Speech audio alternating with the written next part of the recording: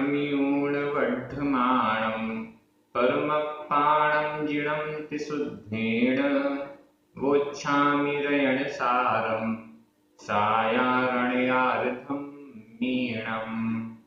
बोलिए श्री खजाराट कुंथुनाथ भगवान की जय। आचार्य श्री कुंद स्वामी की जय। हम सभी बड़े सौभाग्यशाली हैं जो हमें आचार्य कुंद स्वामी का महान ग्रंथ रयण सार के अध्ययन का अवसर मिल रहा है। प्रतिदिन हम दो गाथाओं का प्राकृत भाषा की दृष्टि से अर्थ करते हैं और जो भी प्रकरण, जो भी विषय आचार्य कुंद स्वामी ने उन शब्दों में रहस्यात्मक ढंग से प्रस्तुत किया है उसको समझने का पुरुषार्थ करते हैं। आज हम दो गाथाओं का अध्ययन कर रहे हैं, क्रमशः गाथा क्रमांक 142 और 143। ये दोनों गाथाएं बहुत अच्छी हैं। कल आपने गुणस्थान का जो विवेचन सुना उसके बहुत अच्छी प्रतिक्रियाएं आप सभी ने कमेंट बॉक्स में लिखी हैं। और भी जिन लोगों ने उस वीडियो को नहीं देख पाया है, कई लोगों ने तो ये भी लिखा है कि हम 2-3 बार उस वीडियो को देखकर नोट्स बना रहे हैं और समझने का प्रयास कर रहे हैं। कितनी सरल दृष्टि से गुण स्थानों की चर्चा वहां पर की गई है। अब हम शुरू करते हैं गाथा क्रमांक 142 उच्चारण। मूढ़तय, मूढ़तय आधता पुरता, मूढ़तय सल्लतय, सल्लतय आधला पुरला और आधता पुरता, सल्लतय दोसतय, दोसतय दंड गारवतयेहिं, गारवतयेहिं। ये पूरा एक समासित पद है, पूरी एक लाइन है लेकिन एक समासित पद है। मूढ़तय सल्लतय दोसतय दंड गारवतयेहिं। परिमुख को, आधा का पूरा का, परिमुख को जोई, ई बड़ी है, जोई सो शिव गई पहणायगो, शिव गई पहणायगो होई, होई जोई होई, दोनों में अंतर है उच्चारण में। जोई बड़ी ई, होई छोटी ई, जोई होई। मूढ़तय सल्लतय दोसतय दंड गारवतयेहिं, दोसतय दंड गारवतयेहिं।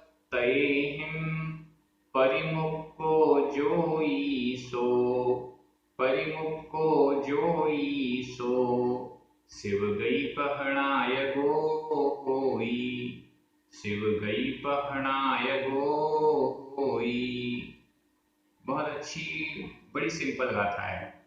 शिव गई पहणायगो, होई, होई होता है, शिव गई पहणायगो। शिव शिव मोक्ष, गई गति, मोक्ष गति, पह पथ, नायगो नायक, शिव गति मोक्ष गति के पथ का नायक होता है, मोक्ष गति के मार्ग का नायक होता है, मोक्ष मार्ग का नेता होता है, मोक्ष मार्ग में ले जाने वाला होता है। नायक नेता कौन है? जो स्वयं आगे बढ़ता है और पीछे वालों को भी साथ में लेकर चलता रहता है, आगे बढ़ता रहता है, उन्हें भी रास्ता दिखाता है। तो मोक्ष मार्ग का नेता कौन है?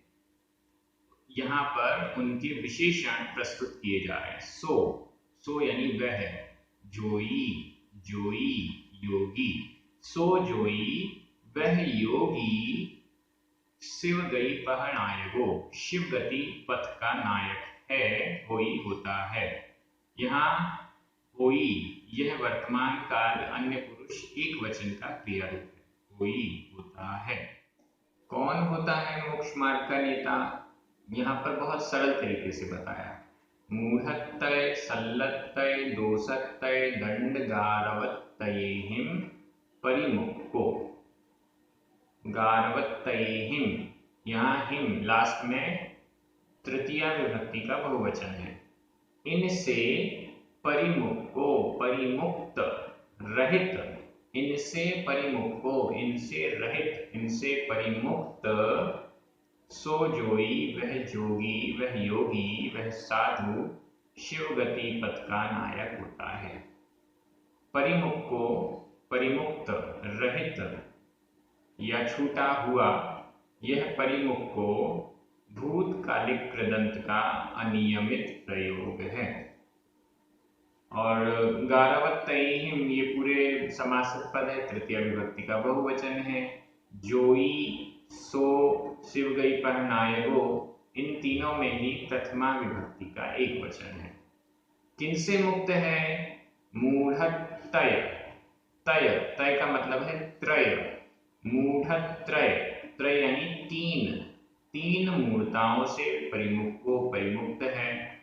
सल्लत्तय, तय यानी त्रय, सल्ल शल्य, तीन शल्यों से परिमुक्त है।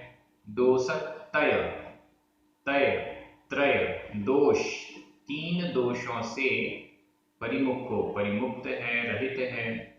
दंड गारव तयेहिं, दंड, दंड के साथ भी तय शब्द लगा दीजिए, गारव के साथ भी लगा दीजिए। तीन दंड से परिमुक्को परिमुक्त है। गारव तय, तीन गारवों से मुक्त है। जो योगी वह शिवगति पथ का नायक होता है। ये सब तीन तीन है। मूर्ता, तीन मूर्ताएं, सल्ल शल्य, तीन शल्य, दोष, तीन दोष, दंड, तीन दंड, और गारव, तीन गारव। इन तीन तीन से जो परिमुक्को परिमुक्त हैं, रहित हैं, वह योगी शिवगति पथ का नायक होता है। अब इनका स्वरूप देख लेते हैं। तीन मूर्ताएं कौन सी? देवमूर्ता, देवमूर्ता, गुरुमूर्ता और लोकमूर्ता, ये तीन मूर्ताएं हैं। सम्यक दर्शन के प्रकरण में जब सम्यक दर्शन के 25 दोष बताए जाते हैं, उन 25 दोषों में तीन मूर्ताओं की गिनती भी की जाती है। तो वो तीन मूर्ताएं हैं। इनका स्वरूप भी समझ लीजिए हल्का फुल्का। देवमूर्ता, जो राग और द्वेष से मैले हैं, ऐसे कुदेवों के प्रति, ऐसे कुदेवों को मानना, ऐसे कुदेवों को पूजना, देवताओं के विषय में गलत गलत भ्रांति पूर्ण बातें बोलना, समझना, वह देवमूर्ता है। देव लोग हैं, वो आहार करते हैं, भोजन करते हैं, यह पिंड यहाँ से भेजेंगे, वहां देवता के मुख में चला जाएगा, इत्यादि बहुत सी ऐसी बातें हैं। देवताओं को तो कंठ में अमृत होता है, अपने आप झड़ता रहता है, उन्हें किसी हमारे भोज्य पदार्थ की आवश्यकता नहीं है। लेकिन हमारे यहाँ ही कई लोग इस ऐसे हैं जो कि देवताओं के लिए पिंड दान कर रहे हैं, पता नहीं क्या क्या कर रहे हैं, वो देवमूर्ता है। जो रागी द्वेषी देवों को पूजता है वह भी देवमूर्ता है, और जो अन्य देवगति के देव हैं उनको भी जो पूज रहा है, देवगति के देवों को जो मान्यता कर रहा है, उनके खाने पीने के लिए यहाँ से ट्रांसफर कर रहा है, ये सब चीजें पुराने जमाने में काफी हुआ करती होंगी, वर्तमान में काफी कम हो चुकी हैं, क्योंकि लोग आजकल मूढ़ नहीं है, मूर्ख नहीं है, थोड़ा बहुत साइंटिफिक हो गए हैं। उन्हें समझ में आता है कि यहाँ हम खिलाएंगे और वहां उनका पेट कैसे भरेगा, ये सब फालतू की बातें हैं। इसीलिए इसको मूढ़ता कहा है। मूढ़ता, मूर्खता, बुद्धिपूर्ण कार्य नहीं। देवमूर्ता। दूसरे नंबर पर है गुरुमूर्ता, गुरुओं के विषय में मूर्ता। ऐसे गुरु जो परिग्रह आदि रखते हैं, रुपया पैसा रखते हैं, स्वयं के मठ आदि हैं, मठाधीश हैं, ऐसे गुरुओं की मान्यता करना, ऐसे गुरुओं को अपना कल्याणकारी मानना धर्म की दृष्टि से यह गुरु मूर्ता है। उनके प्रति ही जैसा सच्चे गुरु होते हैं, सच्चे गुरु तो ज्ञानी ध्यानी तपस्वी होते हैं, लेकिन जो ज्ञानी ध्यानी तपस्वी नहीं है, लोग लौकिक कार्यों में लगे हुए हैं, वस्त्र आदि परिग्रह धन संपत्ति आदि रखते हैं, संचय कर रहे हैं, लोभ आदि कषाएं जागृत हैं जिनकी, ऐसे को भी अपना गुरु मान लेना और उनके प्रति विनय आदि, विनय भक्ति पूजन आदि करना, ये सब गुरु मूर्ता के अंतर्गत है। लोक मूर्ता तीसरे नंबर पर है। लौकिक क्षेत्र में कई लोग गंगा में नहाएंगे तो हमारे पाप धुल जाएंगे, फलाने पर्वत पर जाएंगे ऐसा हो जाएगा, पत्थरों के ढेर लगाना, अग्नि में कूद जाना, इन सबको धर्म मानकर करना, ऐसी क्रियाएं जो धर्म नहीं है लेकिन धर्म मानकर करना। पेड़ है, पेड़ पे ही रस्सी बांध रहे हैं, क्या धागा बांध रहे हैं, उसको धर्म मानकर करना। ऐसी बहुत सारी चीजें हैं जो जैन धर्म, जैन समाज में भले दिखाई ना देती हो, अन्य जगह दिखाई देती हैं। इन सब को लोक मूर्ता कहा जाता है। लौकिक क्षेत्र में ये मूर्ता है। अब किसी दृष्टि से कुछ होता होगा, उसको ही हम धर्म मानने लग गए तो वह लोक मूर्ता माना जाएगा।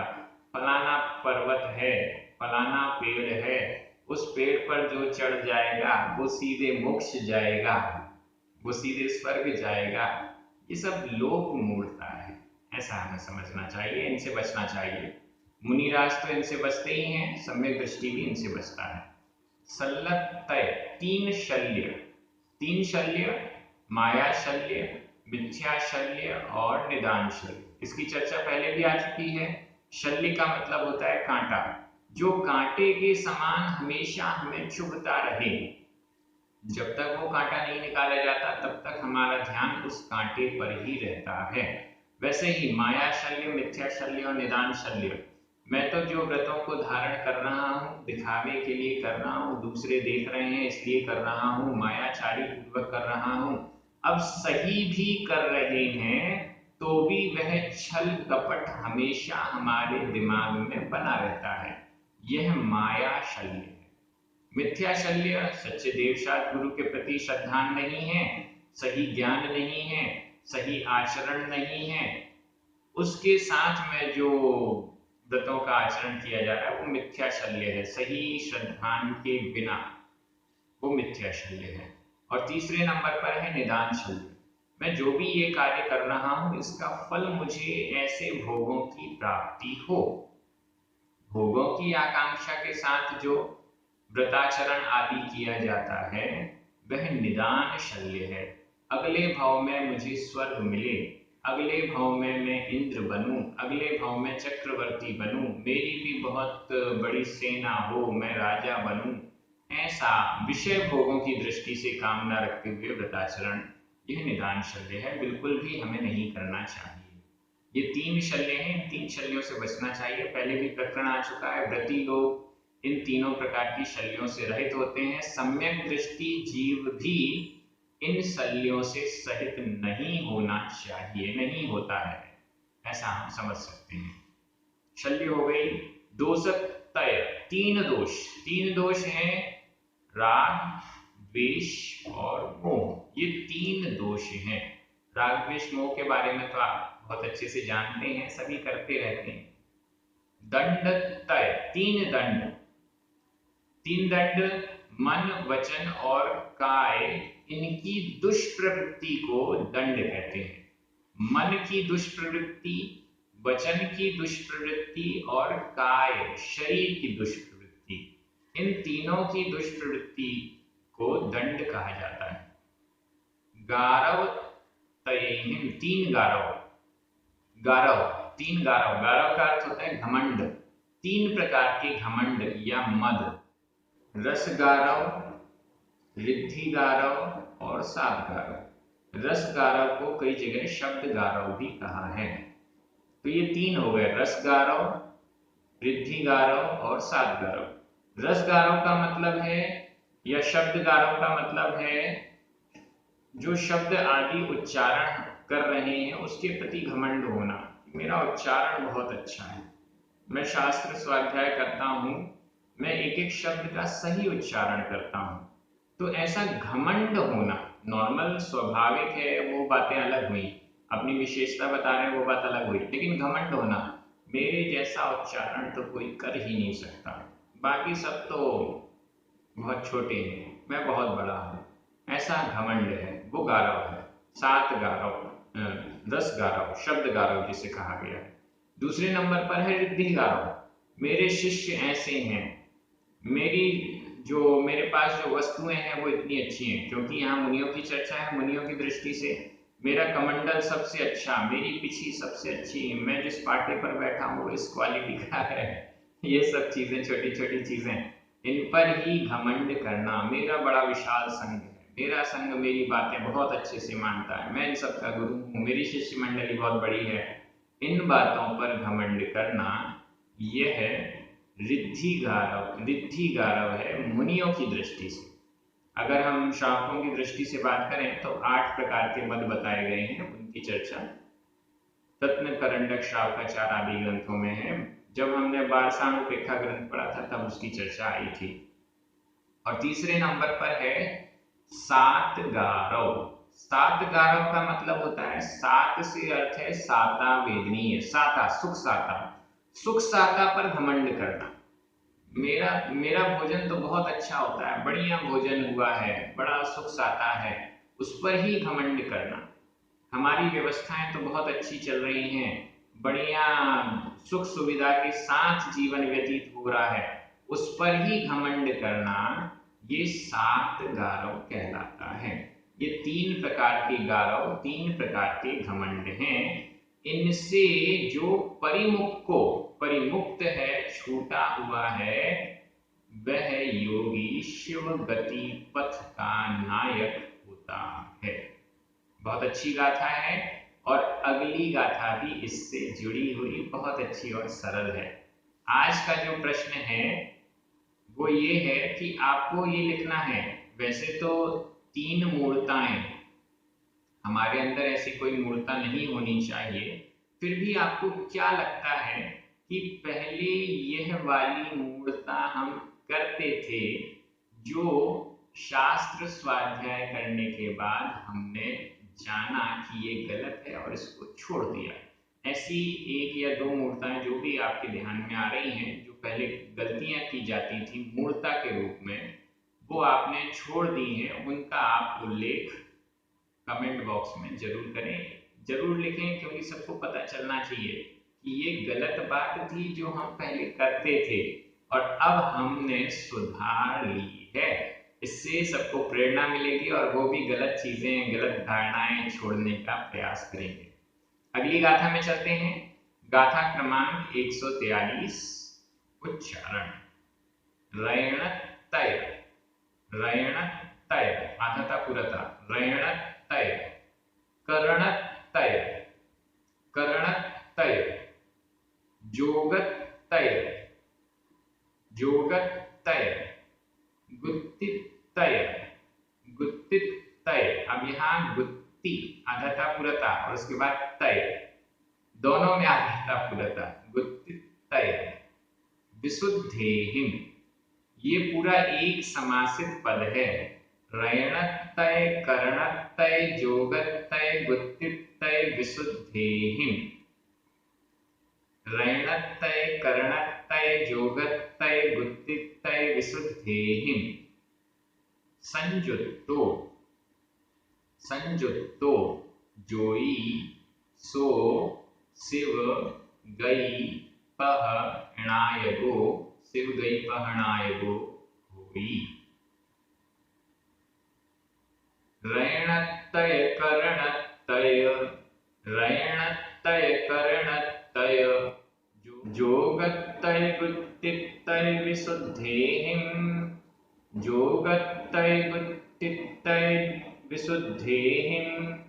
संयुक्तो जोई सो, संयुक्तो जोई सो, शिव गई पहणायगो होई। शिव गई पहनाय गो होई। ये गाथा भी बहुत सरल है। सो जोई वह योगी, शिव गई पहनाय गो, शिव गति पथ का नायक कोई होता है। यहाँ भी विभक्तियां वही लगा लीजिए जो ऊपर लगाई थी। संयुक्तो जोई सो शिव गई पहनाय गो, इन सब में प्रथमा विभक्ति का एक वचन है। और ऊपर रणतय कर्णतय जोगतय गुत्तितय विशुद्धेहिम विशुद्धेहिम तृतीया विभक्ति का बहुवचन है। नीचे होई होता है वर्तमान काल अनिर्दिष्ट एकवचन। अब अर्थ देखिए, नीचे की लाइन का अर्थ तो क्लियर हो गया, ऊपर वाला थोड़ा सा देख लीजिए। संयुक्तो यानी संयुक्त, सहित, इनसे सहित। पिछली गाथा में बताया इनसे मुक्त, इनसे रहित शिव गति पथ का नायक होता है। अब यहां पर बता रहे हैं इनसे सहित शिव गति पथ का नायक होता है। पिछली गाथा में ये चीजें नहीं होनी चाहिए और इस गाथा में ये गुण होने चाहिए, ऐसा स्पष्ट कर रहे हैं। नीचे वाली लाइन का अर्थ हो गया। अब ऊपर चलिए। ऋण तय, तय त्रय, रयण, रयण का अर्थ है रत्न, तीन रत्न, रत्नत्रय जिसे हम कहते हैं। ऋणत्रय, रत्नत्रय से संयुक्तो संयुक्त। करणत्रय, करण, करण तय, तीन, तीन करणों से संयुक्त। जोगतय, जोग, योग, तीन योग से संयुक्तो संयुक्त। गुत्तितय, तीन गुप्तियों से। यहां विशुद्धेहिम, विशुद्ध, इस शब्द को सबके साथ लगा दीजिए। रत्नत्रय की विशुद्धि से संयुक्त। कर्णत्रय, तीन करणों की विशुद्धि से संयुक्त। जोगतय विशुद्धेहिम, तीन योगों की विशुद्धि से सहित। गुत्तितय विशुद्धेहिम, तीन गुप्तियों की विशुद्धि से सहित। ये इसका अर्थ लग जाएगा। रत्नत्रय, कर्ण, तीन रत्न, तीन करण, तीन योग, तीन गुप्ति की विशुद्धियों से जो संयुक्त है, ऐसा वह योगी शिव गई पहनाय वो शिव गति पथ का नायक, मोक्ष मार्ग का नेता वही होता है। अब रत्नत्रय देख लीजिए। रत्नत्रय तो पता है, तीन रत्न, सम्यक दर्शन, सम्यक ज्ञान और सम्यक चारित्र। इसके विषय में व्याख्या की आवश्यकता नहीं है। सम्यक दर्शन, सही श्रद्धान, इस सही श्रद्धान के साथ जो भी ज्ञान है वो सम्यक ज्ञान, और सम्यक दर्शन और सम्यक चारित्र के साथ, सम्यक दर्शन और सम्यक ज्ञान के साथ जो चारित्र है वह सम्यक चारित्र है। पहले प्रकरण आ चुका है, सम्यक दर्शन के बिना ज्ञान और चारित्र में समीचीनता नहीं आती है। ये सारी व्याख्याएं रयण सार ग्रंथ में ही हमें पहले प्राप्त हो चुकी हैं। दूसरे नंबर पर कर्णतय, तय, तीन करण। यहां करण से तात्पर्य है परिणाम, करणों की विशुद्धता, परिणामों की विशुद्धता। तीन प्रकार के करण माने गए हैं, अधः करण, अपूर्व करण और अनिवृत्तिकरण। अधः करण, अपूर्व करण, अनिवृत्तिकरण। जब सम्यक दर्शन प्राप्त किया जाता है तो भद्र मिथ्या दृष्टि के भी ये तीन करण होते हैं।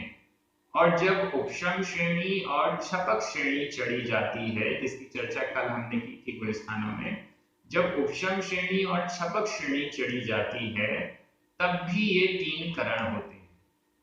इसके अलावा और भी कई ऐसे कार्य होते हैं जहां पर ये करण रूप परिणाम आवश्यक होते हैं, तो वहां पर उनकी व्यवस्थाएं हैं।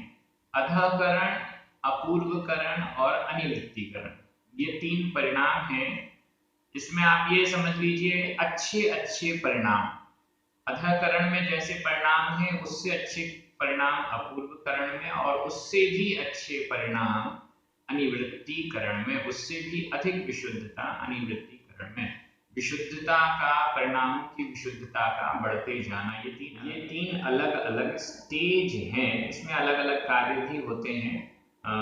इतनी लंबी व्याख्या नहीं हो पाएगी, इसलिए यहाँ पर इतना ही समझ लीजिए, विशुद्धि के अलग अलग क्रम हैं।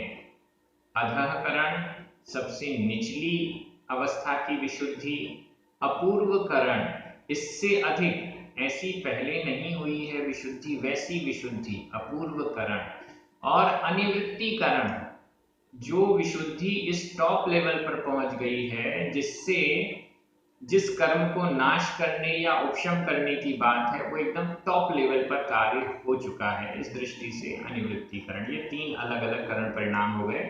जोगत्तय, तीन योग, मन वचन और काय, ये तीन योग हैं। तो मन वचन और काय की विशुद्धि, मनोयोग से कोई कार्य करो, वचन योग से करो, काय योग से करो, तो मन वचन काय की विशुद्धि, मन वचन काय की विशुद्धि, इसको यहाँ पर योग त्रय से लिया गया। और तीन गुप्तियां, मनोगुप्ति, वचन गुप्ति, काय गुप्ति। मन की दुष्प्रवृत्ति को कंट्रोल करना, मन की प्रवृत्ति को कंट्रोल करना, वचन की प्रवृत्ति को कंट्रोल करना और काय शरीर की प्रवृत्ति को कंट्रोल करना, ये तीन गुप्तियां हैं, मनोगुप्ति, वचन गुप्ति, काय गुप्ति। मन का नियंत्रण, वचन का नियंत्रण और शरीर का नियंत्रण, इन गुप्तियों की विशुद्धि से सहित। योग और गुप्ति में अंतर है। योग में मन की प्रवृत्ति के कारण जो विशुद्धि हो रही है वो योग हुआ, मन वचन काय की प्रवृत्ति से जो विशुद्धि हो रही है वो योग की विशुद्धि हुई। और गुप्ति में मन वचन काय के नियंत्रण से जो विशुद्धि हो रही है वो अलग हो गया। मतलब मनोयोग, वचन योग, काय योग ये अलग है, मनोगुप्ति, वचन गुप्ति और काय गुप्ति ये अलग है। मन की प्रवृत्ति मनोयोग, मन का नियंत्रण मनोगुप्ति, और इन दोनों से जो विशुद्धि हो रही है उस विशुद्धि से जो संयुक्त हो, संयुक्त है योगी, वह शिवगति पथ का नायक है, ऐसा यहाँ पर कहा गया। दोनों गाथाएं बहुत सरल हैं, बड़ी अच्छी हैं। प्राकृत भाषा इतनी सरल भी हो सकती है, ऐसा ना तो मैंने कभी सोचा था ना आपने कभी सोचा होगा, लेकिन जब हम डूब जाते हैं किसी ग्रंथ में, किसी भाषा में, तो वो सरल लगने लग जाती है। मेरी यही भावना है कि आप सभी, हम सभी इन आचार्यों, मूल आचार्यों के मूल ग्रंथों को मूल भाषा से समझने का पुरुषार्थ प्रयास करें और आनंद का अनुभव लें। इस दृष्टि से आप सभी इस पुरुषार्थ को कर रहे हैं, सभी को बहुत बहुत धन्यवाद। पुण्यार्जकों को विशेष धन्यवाद। सभी को जय जिनेंद्र। जिनवाणी माता की।